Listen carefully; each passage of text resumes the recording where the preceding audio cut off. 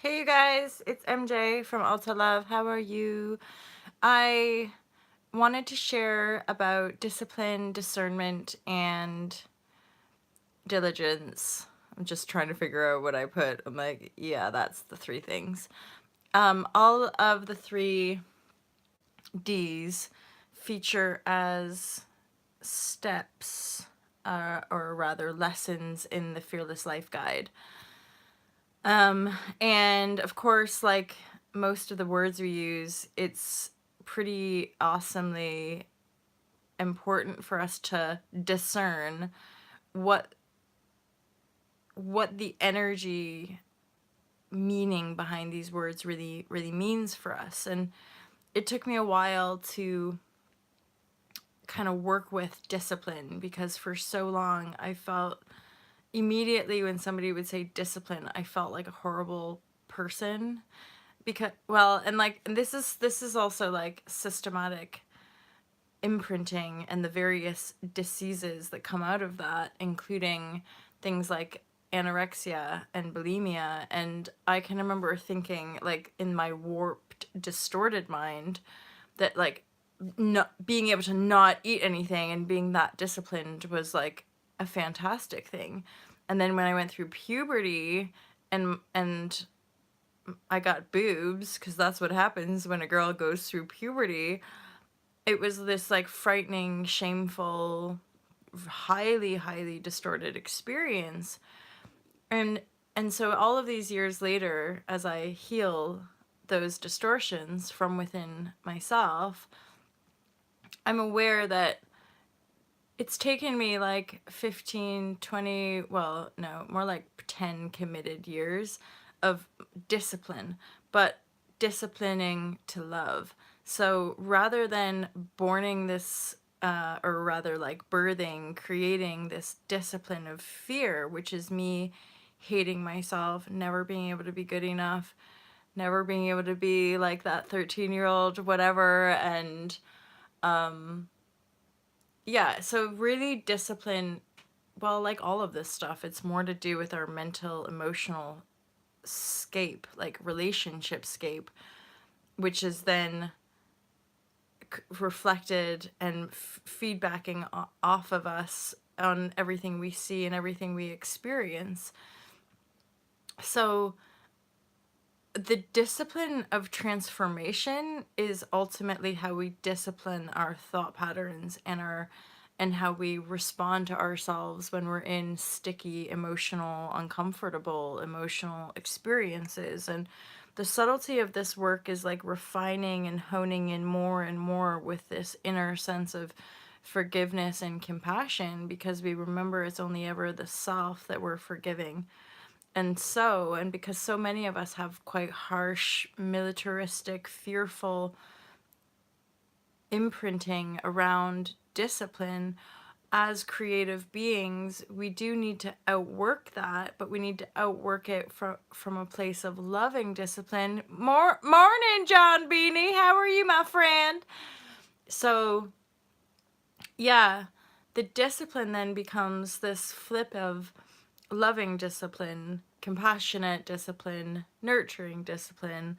And the edges of that I continue to pick up on in my life with working with clients, with certain family members. It's just these very subtle, but again, at this stage in the game, the subtleties are like the are really beautiful to hone in on, because well, because they're so subtle, there's an awareness of, wow, we've come a long way, wow, we've worked a lot of stuff out. Because even that subtlety of resistance, deflection, distraction, whatever it is actually, it's kind of monumental to get to this place of perpetual being hard on oneself, then doing all this inner work and flipping it around. And then even in quite, again, subtle moments, you can pick up on this, oh, ooh, that's quite harsh. The ways that we've been programmed to think of ourselves as sinners is quite powerful. It's very, I just finished editing the Sasha Stone tutorial for simplified spirituality, or spirituality simplified. Guys, I get the name confused like every other time I say it. Yay me, the one who created it. But I just finished, that video, and it just reminded me of like the multi-layered outworking of a long line of militaristic divide and conquer disciplining of human consciousness. So how that web of creation, born of like distortion and fractalization and separation, has spun out. And now it would be fantastic, and this could be true at some point, to just grab the truth and be like, huh! And that truth just permeates through the web and clears that web away. It would just appear to me like some of us enjoy riding the web for some reason. I'm hearing you, John. I'm hearing you.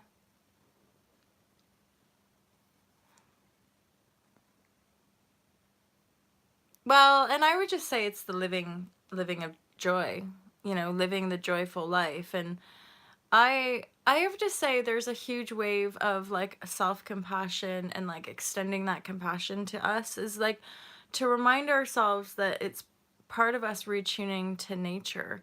And this is another thing I actually talk about in the course, where our and Sasha talks about it as well, like all of these different angles of like creating a new reality. Well, there's aspects of like wave ups and downs. So like we're right in the middle. We're in the dead of winter. It's cold. The days are short as anything. It would probably be quite wise and natural for us to be tired, and thus to want to sleep more. And I'm sure I've managed to like jump over a big ugly puddle of physical dis-ease known as a cold and flu, which many people buy into that. And I've been working with the way I use language around sickness and dis-ease. And again, when you work with emotional field and you just work with the energy of the body sans resistance, you can, I think, bypass a lot of those deeper collective trigger points, where the reason I would say most people fall ill with dis-ease is that they're resisting the signals that their bodies are giving them of being tired, sleep, or rest more. And I say that because it's taken a lot of inner work for me to get to this place in my life where I just might be like sleepy and tired and have like a week or 10 days or maybe 2 weeks of like duvet days of just clearing stuff out, integrating loads of energy, having this awareness of these kind of collective, huge energetic waves and shifts. And this is, being riding this wave for a while. This is part of us needing to share more and more of the inner workings of the experience of manifestation, because it's happening quicker, and yet more and more and more of us are at this turning point of stepping into our manifestation. And so there's going to be other aspects to learn about groundedness and how we work out in the collective field. Hence discipline, discernment, and diligence. Discernment is a big one, and that's why practices like introspection and reflection, self-study. A lot of us of empaths have a natural inclination to those practices, so we're good to go. You don't really need to do anything or change anything about yourself. The discernment piece, I would say, has more to do with how we really listen to the self, how we really listen to the intuition. And I do talk about it in the book, but it's something that sometimes like clients want to go deeper into. It's like, what's the difference?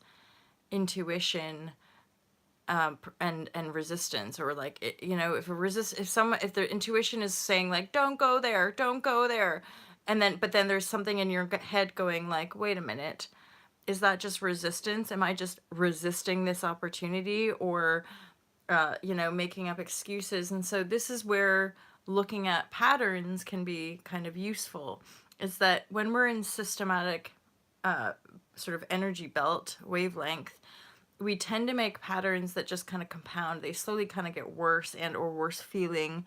So we can look at certain patterns and go, wait a minute, I know this feeling, and how does it relate to this pattern, and how does that pattern end up? Because from my experience, it's almost when we don't want to do something, and this is somebody, especially a society that often has the FOMO, the fear of missing out,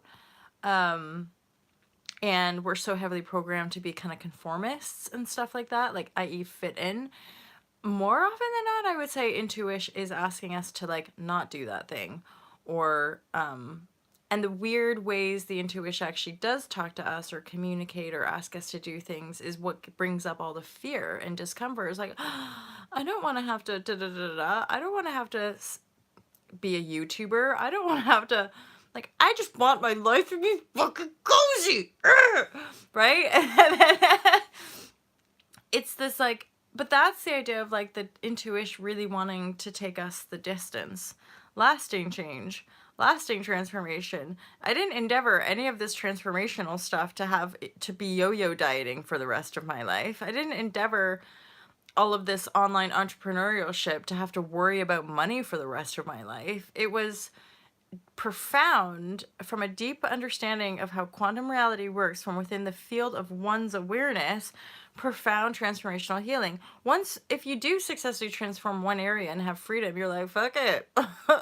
I might as well go the distance in relationship, in finances. However, discernment, i.e. clarity of my singularity focus versus all other, is what's required me to become really tunneled, really specific, really clear on my individuality, on my unique signature. Because the more refined that unique comes, the clearer comes the call of external vibrations aligning with that kind of clarity and starting to see the vision, right? No more FOMO. It is true. I don't have that though. Maybe I did a little bit in high school, maybe in my 20s, but not really. Like, I got over, pretty much after my spiritual awakenings, I never had the mofo. If anything, I was like, I don't want to. And I know I don't want to. And it was only in this, like, it's more in the, like, spiritual world where, like, it would just be more working through these veils of, like, obligation. Like, we're all supposed to go and do. We should be blah, blah, blah. We blah, blah, boo. And I'm just like, no, I don't want to. I just want to stay at home and chill. Like, the kind of group hack and breaking free from that. Even though, like, mad props at the same time. I'm like, it's one, being able to express oneself, but at the same time hold in sacred, like, everything is sacred. Everything all the people in the world are doing is fine and fantastic. Just having, when you start to, like, peel back veils and start to get really aware of the self, you're just like, whoa, guys. Like, humanity's in some thick shit, basically.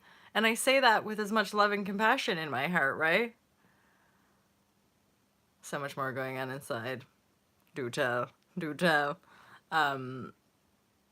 Yeah, and I say that with so much love and compassion, only having, in my own weird, wonderful way and quantifiable way, been working with my own shit, recognizing I am one with all of this, and so I better get fucking real and start focusing on my own shit so that I can be more direct in helping people sift through the shit. So, because we're all humans, because we're all in this shitty projection together, and there are optimal ways of and here, this is it, all we ever have to do. And I amaze myself when I talk sometimes. I'm like, we just have to stay focused on the new. And I guess that's why I just start to focus on the projects that I'm creating, because all to love is new paradigm. Truth kindness, for some reason I feel like I did catch that somewhere. That's only because you're saying that I'm like, hey, I believe I did. And also, I did, I'm so glad you're here, Truth Kindness. I did actually follow up regarding, because you asked about Sergio, and then I asked Sergio, but he's more on Facebook Sergio Herrero. He's got quite a few different pages about anthropology and like cool stuff. But yes, so he's not on Twitter really. I don't think he gave me the impression that it wasn't an active like active handle for a while. But he is on Facebook if you're still wanting to connect with the guy. So much going on inside. One of you commented. So anyway, discipline, discernment, and diligence. Diligence is another annoying one, but in fairness, like straight up. Okay. Yeah, it's foreign to me as well. That's why I'm just like, but he is actually as well. I think he's from South America somewhere, Brazil maybe. Oh, John, I gotta love ya. So mainly because of all the emoji love, I'm just like, for a while my Facebook handle was like spiritual geeky goddess or something, geeky spiritual goddess. Exactly, you leave. So that's basically the leap that really happened for me in the last few years is I'm like, whoa, there's so much going on inside that like I need to get really clear on all of this. And then that becomes the party. I'm like, join the party, you guys. Let's get serious. Just meditate. But I joke about that when I'm like running sessions.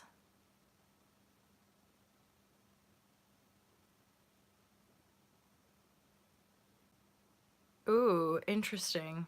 This is so interesting that you mentioned Abraham because I'm a fan of Abraham. This is where we have different ways of describing the same thing. And Abraham / Esther have a perspective that's from the perspective of the gap already being closed. And so a lot of that, I would say the way it's described is true. So and I love that you're mentioning this today because I've really honed in on that. So when we're in the truth of our alignment, our integrity, all of this words, discipline, discernment, what's the other one here? Diligence. That you can drop them. You can drop the word try. Exactly. But this is so truth, kindness. This is where I would say we want to be continuing the dialogue away from Abraham teachings and away from externalized teachings because no matter what, at the end of the day, we all got to figure it out from within the self. So we want to be able to, and not get too, there's a section in the book called Beyond Words, not get too fixated on the words because we all get impacted, interpreted meaning from different words, but because we're focused on the word, we get blinded, smoke and mirrors, right? Spelling, we get kind of blinded by that. But to me, and this is how we actually transcend a lot of the duality and a lot of the BS creation on this planet, we simply jump ship. We don't have to take the system apart. We don't have to sit there and work it out. We don't even have to outwork the language that has been spelling so much of this corrupted aspect. Outworking it is almost like what the systematic indoctrination, energetic imprinting would have us think we have to do. Like, well, look at everything's crumbling. We better spend the rest of our lives being martyrs and cleaning it all up. No, jump ship and focus on the new paradigm, energetic coding, which it's one and the same as us sitting in an emotional storm, but knowing that's not our fate. Like sitting and clearing, or sitting with the shit of anger, or sitting with the shit of resentment, or sitting with the shit of fucking jealousy, or sitting with the shit of I hate myself forever and I'm destined to be a big fat fucking failure. Sit with that shit, no matter if it's been your whole life that you've been carrying it, and look at it, shine light on it as a story, as a fiction, because it's all fiction. This whole hologram, this whole creative aspect is a fiction. None of it is inherently true because the truth of existence is eternity, but it's not existence in the form that we've thus we've thus created and continue to perpetuate and continue to create. We're only up leveling from like a life is shit into like a better feeling place. And a lot of us, so like when you go back to Abraham teaching, so and Esther is a self-proclaimed happy, healthy, happy, healthy, happy, healthy dead, right? I have tried oil pulling, by the way. So Esther is like, she reminds me of the type of energy field of some of the groups and families of people I grew up with. Really loving homes, really naturally healthy and aligned and happy people who never kind of strayed very far off of that. And oh, guess what? Guess what? They've created happy, healthy. And then at the same time, sometimes I can pick up on distortion. It's just taken me an extra couple decades to work out like my signature. And for some people, they came in with that signature. They created a happy, healthy environment. And it's not to say that we won't continue to have to peel back layers of our own soul's call. This is why non-judgment, but this is also coming from perspective of empath. When you're feeling everything going on around you, life is fucking crazy. And I think it's been more difficult for a lot of empaths to try to squeeze in or fit into this 3D world because we're feeling it all. We're already living in 4D, 5D, if you want to call it things, right?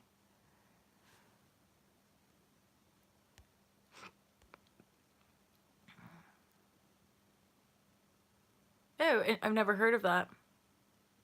Well, exactly. And there's like, hi, Omega. Hey, enjoy it, bro. This is a lot later as well. No, exactly. Exactly. And the drama, I would say all of the drama is just like perpetuated by us thinking we're separate from it all. Right? As soon as we start to like, oh, look, there's my whole field of energy going into drama spins again, making it this person, making it that person. And feeling, I would say, if anything, like the feeling, the flow of feeling, the right, the flow of feeling from within the self, the highs, the lows, the anger, the da da da da, like we can start to evolve ourselves and be better communicators, be better channels of expressing, like, whoa, this energy is moving through me, whoa, blah blah blah, but not like attacking one another feel it for it. So there's like circling and authentic circling, like these different what do you call them, I guess, like therapies or like sessions. Ignorance, yeah. Unwokeness, well, causes drama. Unwokeness. um yeah, well, the ignorance is the ultimate veil, isn't it? And then beyond ignorance is apathy. But okay, and this is one of those weird insights that I'm observing the drama of feelings of emotion yesterday, letting them settle, then sitting with my reaction. Yeah, that's all we can do, and have so much love and compassion when we do go into reactive spins, and then we have to reflect ourselves, and then we can burn through some of those layers and like anchor in a stronger light quotient presence so that we can just continue to be more light filled in those situations, because whenever there's a reaction, that would be a pattern of some sort. Yes, almost certainly. Although I have to add in that in my awareness, I also have, once we really start to delve into this work, there might be rebound moments where we're not actually reacting, we're just a projection. This is like a weird thing to go into, and not relevant for, I would say, most people. But there's also a dynamic of being aware that, especially if we're going into old situations, or if someone's trying to pull us back into an old situation, we might be actually, there's actually an aspect of the higher self coming in to like protect from going back. And so we're acting as a means to so in that moment, we're not actually in a reactive field, in a pain body. We're becoming a unconscious projection of the other. But this is insight stuff that I'm aware of, that is not, it can, but it gets really muddled. And this is why I tend to recommend separation and creating distance from people sometimes when there's huge stuff, because we need time to decipher like what's me, what's them, why, how and why did this come about. and then let it go. Especially when you're aware of it from a place of there's unconscious wounding, but you're not a healer, you're not, that person's not coming to you for help. It's just like, you know, it's in one's own experience. It can only be in the one. Something one of you guys said earlier about presence and like the no drama as well, and that makes me think, so I think I'm a little bit on the whole Sasha Stone interview because I've just been watching it and editing it loads, but the flame of truth, and it reminds me of like how the thing about the flame of truth, once it's unshakable, it's the universal truth. The reason there's a recognition is like there's a knowing inside all of us, like we do know. We do, once we start peeling back the veils, once we start feeling, which is really our direct access to us being vibrational beings, like being awake, being aware, like, whoa, I'm having feeling, I'm having a direct experience feedbacking off of my external reality, right? There's an undeniable connectivity. Once we start to unlock that, boom, boom, boom, all the veils can just start coming off. But it's that intensity of how veils come off, and then our ability to be grounded, and then start to recognize the tidal turns. We want to be able to be that grounded presence for people, whether they're like people we love in our lives or just like random strangers on the street. Because I don't know about you guys, but I've been there before. You know, when you're like on the street and you notice someone who needs your help or whatever, you can just feel it or see it, depending. Okay, there's another light web interaction coming in for me as well, an ultra love. This would be like a light web. So instead of the internet, which is potentially going to have various things prop up around transparency and privacy and freedom of speech, whatever. I'm not buying into that, but it could seep through. There's already options like new realities opening up via new paradigm workers, earth workers, and light workers who are creating new systems of operations that can help us step out of the dark web, as it were. And physical people who can help us reclaim our birth certificate, that's come up as well. Myself and other people who can help with soul contract revocation. I'm talking like obviously some of us want some soul contracts, like with some lovers or family members or whatever. But I'm talking about the invisible soul contracts that we have with like the demiurge, the kind of the divide and conquer energetic forces that have been here for a while and have desperately tried to embed themselves here, but it's not worked. So here you go. Anyway, I just went off on a bit of a deep tangent. Actually, I'm pretty sure a lot of you guys are fully aware of that stuff anyway. Anywho, I love you guys. That was fun. I wasn't expecting some of you guys to be here at this late hour. It's like almost 7 a.m. here in the UK, my friends. Like, what is up? I slept in until 5. Gee whiz.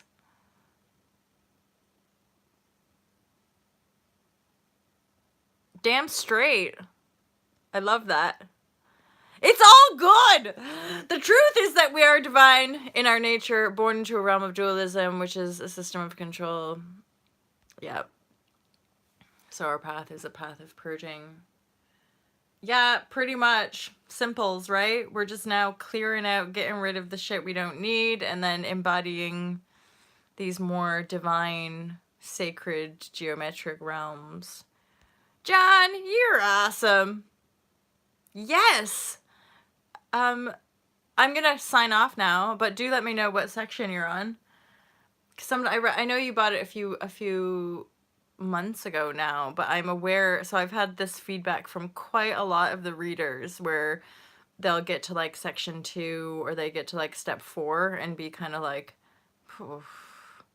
like I had somebody sign up for the original cohort. So before I actually formally published the book, a sweet dude, you're coming a long way. Actually, you're moving through it pretty quickly. There's an embodiment awareness with you anyway.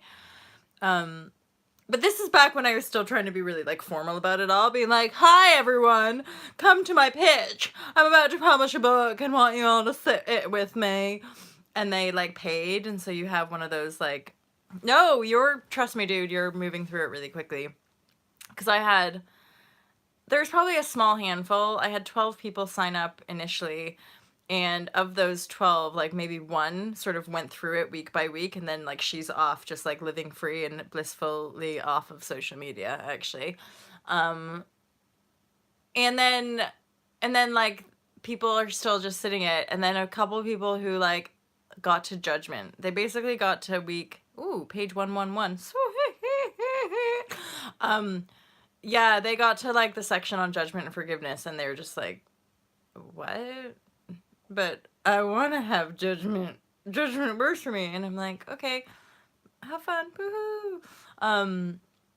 So it started to make me realize like I'm not gonna really control this, and like don't want to force the fearless life guide. You will be fearless. And I'm not like a hard sales type of person anyway. I prefer manifesting this straight up, legit. You got to get real clear on the inner set point, but like literally everything I need just comes to me. Clients, somebody mentioned that, I'm sure at one point, some people make donations to this channel, which like I might be like, oh no, how am I gonna pay for lunch today? And then boom, somebody donates money, and you're like, boom, that's how you manifest, MoFlow lovers. Except you gotta be pretty tuned in to like the abundant flow. And I've spent like a large sections of my life uncovering and dismantling fear patterns around the banking system and around the government, and family fear patterns around lack ultimately. And this is the biggest shift in my adult life, as far as like having the awareness and discerning energies, and like stepping into new frontiers and being like, what up universe, you better make this shit happen this time. Because otherwise what would be the whole point of all of life? It gets like that. It's like, what would be it's like that on your knees, like, why? I've come this far for you to just fucking give me a peanut, MoFlows. Anyway, I'm rambling on because that's what I do sometimes. So you guys have an awesome day. I love you loads. I just gave myself a thumbs up. You guys, oh, look, you can buy a sweatshirt as well. And this is, I remind myself, I am a company. It's, we are co-creators, baby. It's all good. By the way, I love that you have an exclamation mark on your actual name. Like, it's not just, it's all good. It's all good. I know, exactly. So, all to love, MoFlows. And a sweatshirt. I gotta say, like, straight up, the black and white, this is my fave for sure. The other gray ones and stuff are cool. But this one's sweet. I'm going for a walk today. I'm going to a walk on a coastal, maybe to the beach or maybe to the coast. Cheers, you guys!